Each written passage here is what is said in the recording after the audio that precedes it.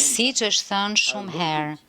E kam dëgjuar shumë herë, e kam dëgjuar nga njerëz që nuk janë më këtu, udhëheqës që më kanë thënë duhet të prisni derisa ne të reformojmë Bashkimin Evropian dhe pastaj do të kthehemi nga ju që t'ju marrim me vete.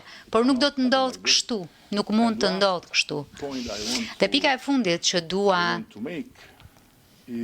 të ngrë është se ne të gjithë duhet të kuptojmë edhe një herë se ka ardhur koha të luajmë ndryshe lojën tonë dhe sërish, kur vjen fjala te Shqipëria, ne jemi shumë të qartë.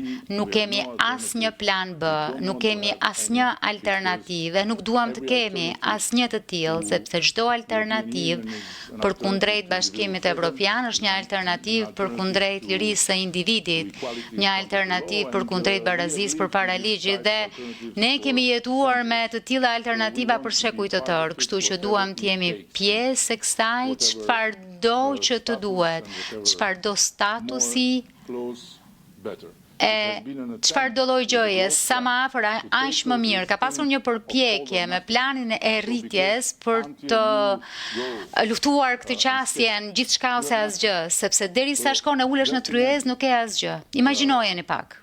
Një shtet antar IBE-s në rajon merr mesatarisht nga Bashkimi Evropian 4.000 disa qindra euro për frym, ndërkohë që ne merrnim nga Bashkimi Evropian 132 euro për frym, një hendek i jashtëzakonshëm, kështu që plani i rirritjes trajtoi këtë gjë me një mekanizëm që tregoi se ishte i dobishëm, por jo i mjaftueshëm më, ndaj na duhet të bëjmë më shumë dhe kjo është e gjithë ideja. Nuk është ideja të krijojmë Europë me 2 nivele qytetarie. Jo, as pak. Ka të bëjë me një Europë tërësisht të integruar